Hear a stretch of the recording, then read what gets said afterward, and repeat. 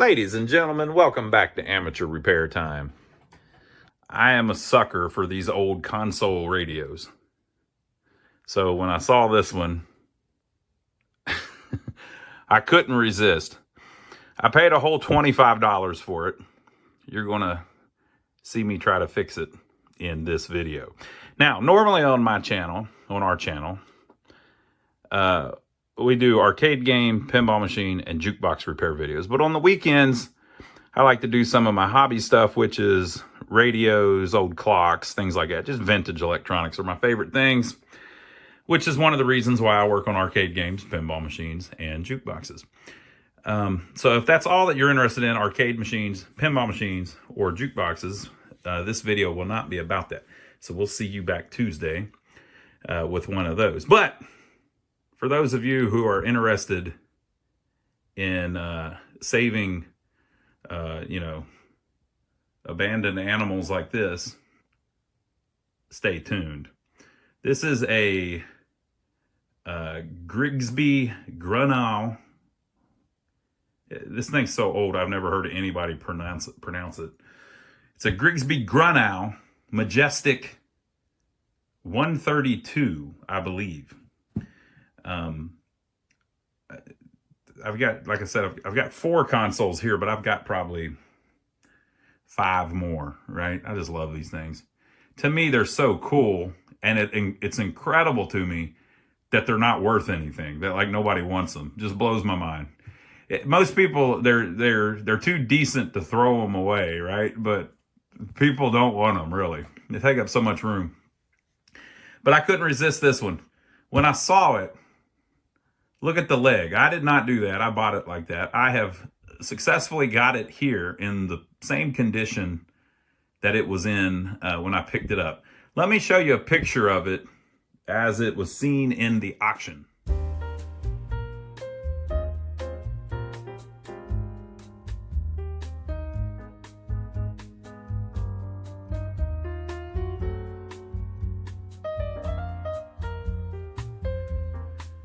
So there was another one there that was an old RCA that was in pretty nice shape, and a gentleman bought it and paid, I think it was like, it went for like $125 or something like that. And then this one I won for $25. Now, you might wonder, why was it laying on its side? What happened? Well, it's a Majestic, I think it's Grigsby-Grunow. We'll get all into it. We're going to do another video where we fix the thing, but this video will be more about the cabinet. But it's because it's heavy as crap. That's why. The earlier console radios had big, long, spindly legs. It was just the style at the time. So that's how this one was designed. This one's similar, but they're not as tall. And then you have this one here, which I believe is an Atwater Kent. You can see how long the legs are there. This one's similar. So when they first did them, they had these long spindly legs. It was just kind of the style at the time. And then they had these stretchers, they call them, in between the legs that kind of hold it all together to make it strong. Okay, so they built this really nice cabinet. And these Majestics were really nice radios for the time.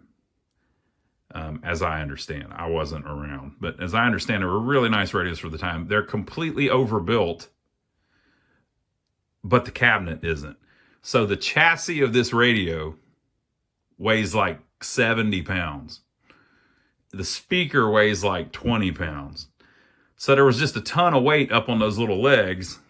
And when you're moving it, if you put a little, they're kind of wobbly, you put a little pressure on one of those legs, bam, you snap it right off. So that's what has happened. The only reason I bought it was because the leg's still with it. But there's a piece of the stretcher missing. Okay, so let me show you a little better.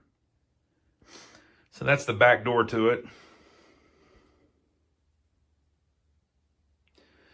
It's not a super clean brake, but, you know, it's a good, solid brake. That goes something like so. And that goes something like so. right? So the stretcher from that one to the middle is missing. I was hoping when I got there, maybe it'd be laying on the floor somewhere. It was not. So we're going to have to try to make one. If you look, though, all of the legs are loose. It's just they didn't glue it. It's all nailed together and bolted together, screwed together. So when I went to pick it up, I knew these were really heavy ones. And so what I did was I talked with the nice lady that was running the sale. It was an online auction. You bid on it, and then if you win it, you go pick it up. And there were people all over the place there that day. Apparently, somebody stole some Christmas tree ornaments. It's just a shame what the world has came to. They had to email everybody afterwards and say, hey, whoever stole the Christmas tree ornaments that somebody bid $5 for, bring them back, right? So there's thieves out there, people. Keep your eye out for a whole bunch of Christmas tree ornaments. So I talked to the people and said, hey, I'm going to take it apart. And they said, that's cool. So it was in the basement downstairs. I just carefully took the back door off and then took the knobs off the front. It has all the original knobs. And then unbolted the chassis and carefully removed it from the cabinet. After I did that, I left the speaker in it because it weighs a ton and it was pretty securely fastened. And then I carefully wrapped it on its side. And then once I got it wrapped, I set it up on its top and then wrapped it. And then once I did that, I was able to get it out of there with a hand truck. So no big deal. All right, so I'm going to go ahead and unwrap it. And then we'll see what we can do about... I think maybe I'm going to see if I can maybe remove that stretcher, because it'd be easier to just make a copy of it and maybe integrate that part back into it or something. I don't know. I haven't completely decided. But let's see if I can unwrap it. We'll see what it looks like underneath it all. Whoop. So you can see where I bought it. It's in really nice shape, actually. It's not perfect, but...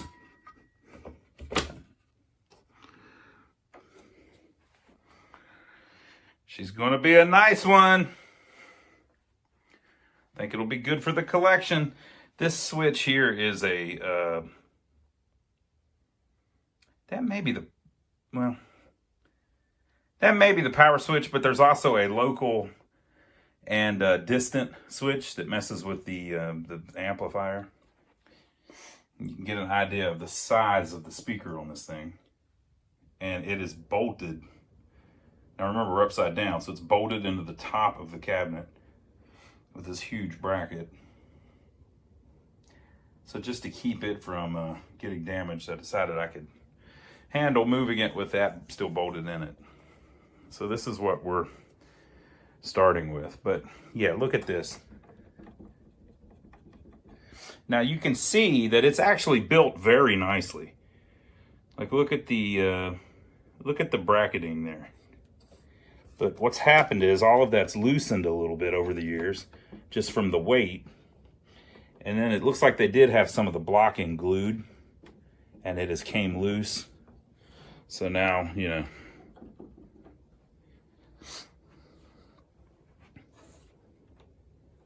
And this is just dust. This thing is going to look nice. Put some furniture polish on it. It's going to be beautiful.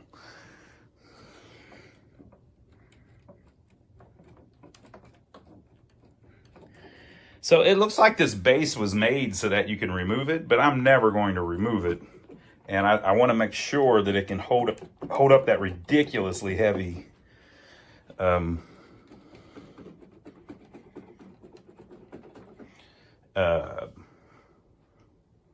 receiver chassis in there. So I'm going to glue like every joint on it and just get it nice, you know. Now the stretcher doesn't appear to be glued. It looks like it's nailed, but I don't know if I can get that nail out without damaging it. But I'm gonna try.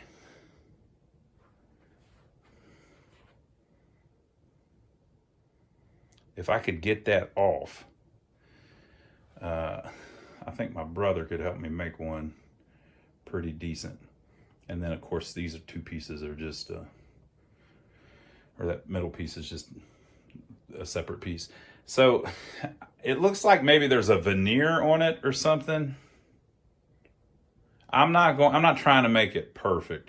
I'd like to reuse the part that I've got on the other leg and then just make the part that's missing going over to there. And it's about, what did I figure out it was? An 1.5 inches, no, 1.25 inches thick all together. But like, see that line in the middle? I think that's a veneer. So I don't know. We'll see what we can do. Let me see if there's any easy way to get that out of there. Well, after looking at the piece that I've got, that nail is not what's holding it to this leg. I thought maybe it was driven in at an angle or something.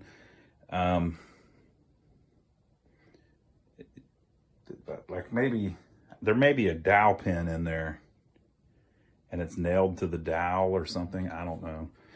But if you look at this, you know, you can kind of see where there, I think, was glue. So I don't believe I can take that off. So I think what I'll do is just trace it. That'd be good enough, wouldn't it? We'd trace it. And then the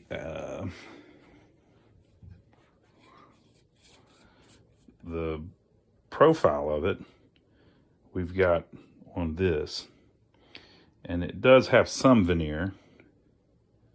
Like that's obviously veneer. That's chipped off, or it's plywood or something, I don't know. So we'll just see if we can make something similar that will at least be the same shape. And then if we stain it, hopefully will be the same color. And then luckily it's on the back. So, let me see what I can come up with. Okay, folks, so I have a program named Aspire. So what I did was I took a piece of cardboard and I traced the one stretcher that we have that's still complete. The other side must be a mirror image of it. So I traced it and I cut out this little piece of cardboard that appears to be exactly what we need. And then I scanned it into the computer and changed it into just a, you know, a black and white clip art image. And then I traced that in Aspire. Now this is not perfect, but this is what I came up with.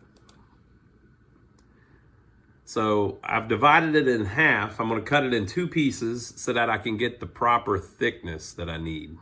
I'm just gonna cut it out of a plank of wood. I'm going to use poplar because they sell that at the hardware store right down the street. I don't have access to walnut. Walnut would be better. So in Aspire, you can set up this little profile in their molding thing. So basically, it's going to cut this profile on the edge of this piece that I've made. Now you can see that like right here, it's a little more narrow than right here. This is not perfect. This is all drawn by hand basically, right? And so this is the back side of it, the bottom half of the same thing. And this is a little profile that is going to cut on the edges of it. You can see again, it's thinner here than it is here. So this is not going to end up perfect, but this is how I've got it set up. Now if I go to my tool paths over here, and we preview our tool paths, basically, let me see. The first thing it's going to do is it's going to go through, well, that's the wrong one. How did I do that? It's going to go through and it's going to,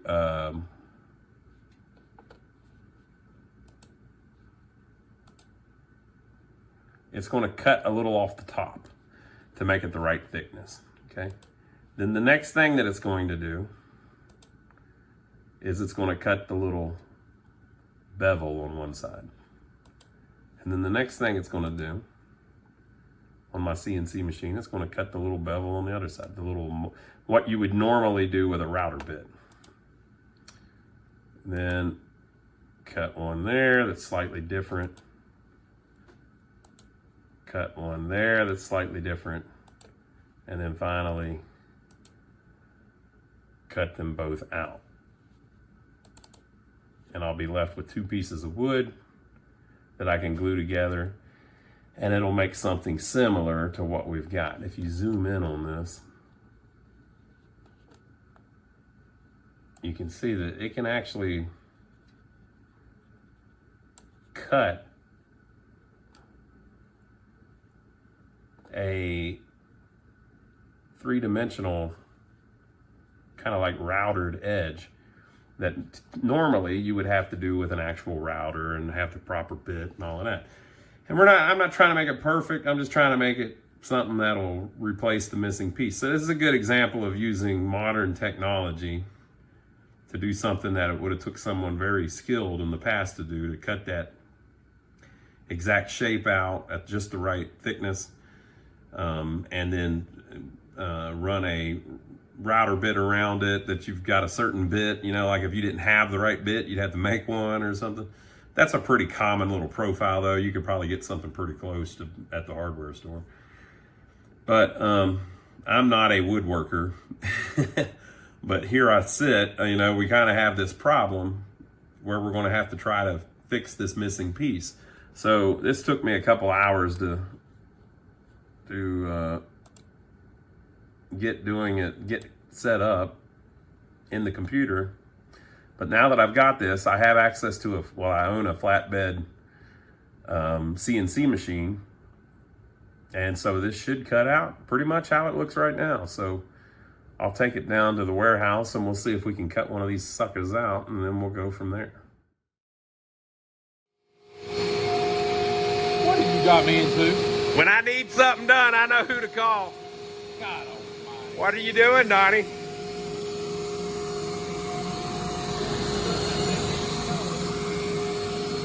All right, so we've got the poplar. I got it at the Home Depot.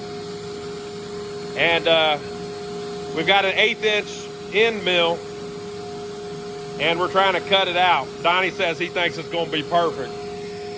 Got to be, I'm messing with it. All right, so Donnie's into restoring radios now. So we'll see how this thing turns out. Hopefully it don't take all day.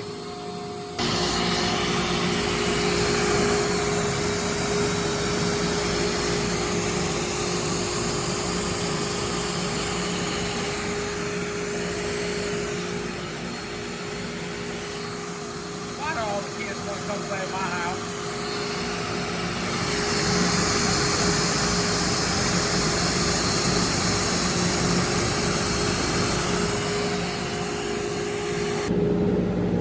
I didn't really have the correct bit, so I just went to Home Depot and got an 1/8 inch straight bit, but I think it worked.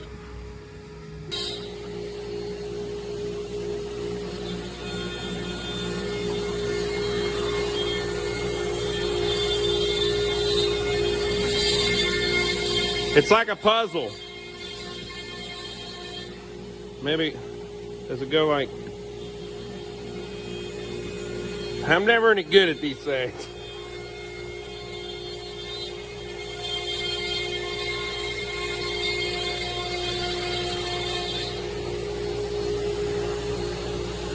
It's not perfect, but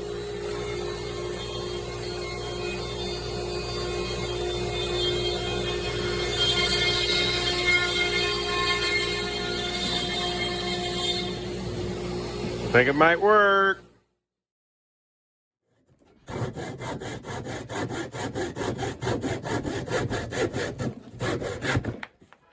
Yeah, baby. All right, folks, so Joe's gonna help me drill a hole in it. We cut this little dowel rod, so we got an extra dowel rod. Seems to be the same size. It's about 7/16, it looks like. Now here is what we came up with after we glued it together. And the end of each piece needs a hole in the middle that'll take that dowel rod. So we're going to clamp it to the table here and then drill a hole in it. And I don't think it has to be perfect. Obviously, this isn't perfect, but I think we should be able to do something with it. Hopefully we won't break it into a million pieces. I'm gonna put the clamp real close to the end, or try to, so that it'll hold it clamped as it's drilling it. And we're gonna go slow, and hopefully we won't rip it into a million pieces. So we got our missing dowel rod in, and I'm sanding it a little bit, trying to clean it up. I wanted to show you this before I get rid of it. This is the little bevel that it cut on the CNC machine.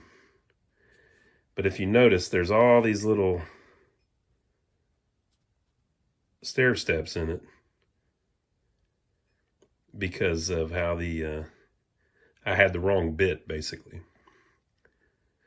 So I'm going to sand that just a little bit, knock that off a little bit, get it a little more smooth, like how it would look if you actually used a regular router to do it with the proper bit.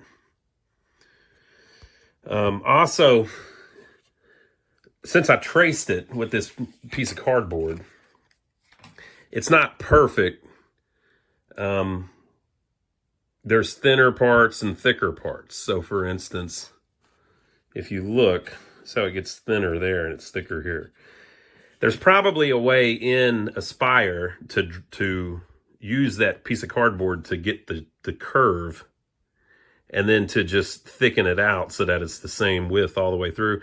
But this is amateur repair time, folks. It's not going to be perfect. Okay. Also, I am not a wood refinisher. So, you know, staining this poplar to look like walnut is going to be the hardest part. But I think we've about got it ready to test fit. So let me sand on it some more, and then we'll see if we can get it in the cabinet. All right, so I've got really strong wood glue on it, drying.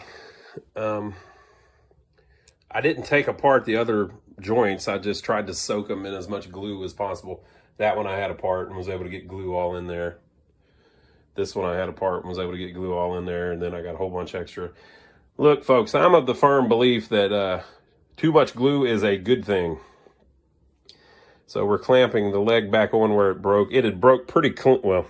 It was all jagged, but everything was still there halfway through where it mounts. And it was all made just a nice clean fit again. Gave me all kinds of surface to put glue on, so I just soaked it. I don't have this perfect because this one, the original, is a little wider. This one I didn't make quite as wide. It still lines up pretty good, but I got the curve slightly wrong. So it doesn't hit this middle piece perfect. See how this follows this? This one, it loses it a little bit. And you're going to be able to see that from the top, but you know, considering what we're working with, I'm very happy with it. Also, there was a little dado in there.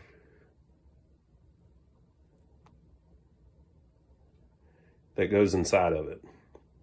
So I cut that out, and it seems to have fit together pretty good. I think we're pretty good. It's not going to be perfect, but it's going to be strong once all this glue dries.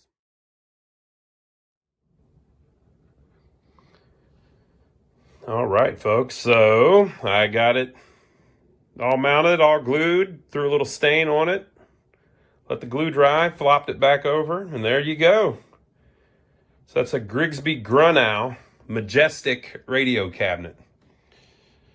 I've been working on the cabinet so long I can't remember what the model number was, but we're going to do more videos on this, and the model number will be in the title up above. The first thing that strikes me is the thing is so tall compared to all the other ones. That's an Atwater Kent there beside it, and it hasn't been cut. That's just, I don't believe it's been cut. Maybe I ought to look that one up again just to make sure. That's fairly big, you know, compared to most of them. But look how tall this Majestic is. It's probably 5 feet tall. That's big for a radio from back then. And then over here, I've got this is a Kennedy. That's a Kennedy. You know, it's just kind of an off-brand. I don't know much about it. One of these days we'll work on that one.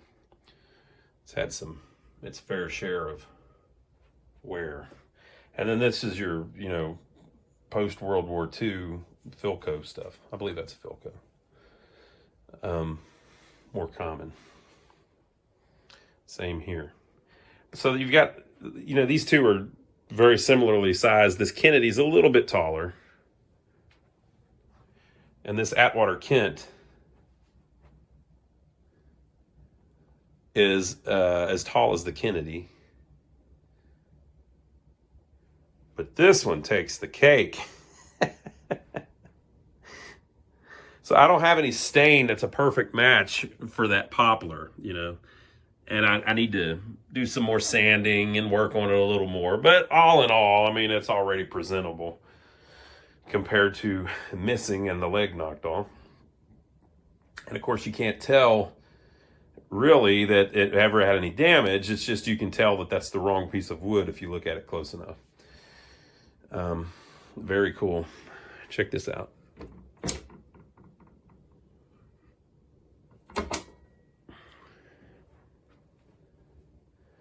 It's really in beautiful condition. So on the next video, we will work through the receiver a little bit, the chassis, and see if we can figure anything out with it. And eventually we want to get this sucker to play. Just looking at the schematics and the advertisements for it and stuff, they were really bragging about this radio. So they were bragging about things like AGC, what is it? I screw this up so often. It's not automatic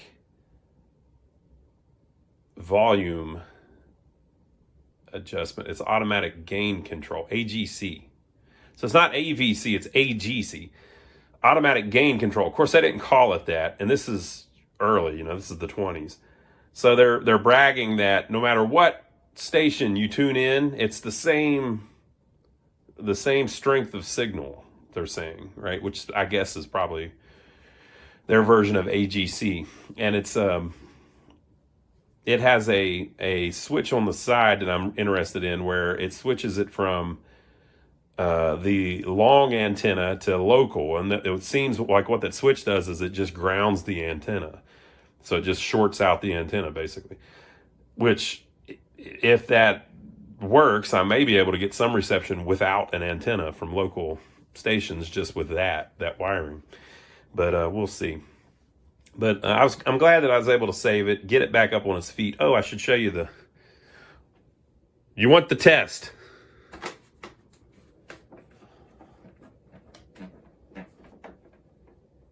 It ain't going nowhere. If you think that's wobbly, Atwater Kent, same thing going on. It's just those ones with the legs, they're a little spidery, but it's nice and solid. I always give it, whenever I load up my truck with arcade games, I do the same thing. I give it a wobble.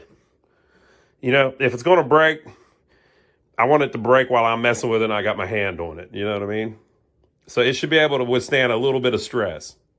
So like if I load arcade games in a truck for somebody that's hauling it, somebody's bought one of our games, I strap them down and then I shake the truck and just see if they wobble, if they're going to fall off the truck or not. It's better for it to do it while I'm standing there doing it than it is while they're driving down the road, right? That's how I always check strap down load. So, I'm not trying to break it or anything. Whew. What do you think? I think that's sturdy. That's not going to break. So the glue saved us. And there were also, if you remember, there were 2 screws in the bottom of that plate underneath there. I put those back in, of course. But just glue, lots of glue. So I like it. So leave your comments below. Let me know what you think so far. Hopefully we'll get this thing up and running soon. So we'll work through the receiver next time, get a look at it, take it apart, see what's going on inside of it. Give us a thumbs up for taking the trouble to film it for you. And remember, folks, this is amateur repair time. This is not fine woodworking masterclass. This is amateur repair time. And the purpose of these videos, I haven't reiterated this lately. I should start saying this in every video. The purpose of these videos is not to brag or show off. It's to show you that I have no clue what I'm doing, but simply because I'm willing to try, I get a lot of stuff done. So on our pinball machines, the arcade games, whenever we do those videos, I know a little more what I'm doing. And I keep getting from all these people that they're afraid to do it or they don't want to work on it or whatever. I'm trying to inspire people that you can work on anything you want to work on. This thing, nobody would have bought this. I bought it for $25, complete. That damn thing was on the way to the trash heap, right? Because nobody wanted to take the time or the trouble to work with it, or they thought they couldn't. I fixed it. The main problem was the leg was broke off. We fixed it, right? If I can do it, you can do it. So I hope it inspires you to find something old that needs a little attention around your neck of the woods and maybe fix it up too. This thing's been here for, 90 years. The least we can do is help it a little bit. Come on, it just needed the leg glued back on, folks. It wasn't that big of a deal.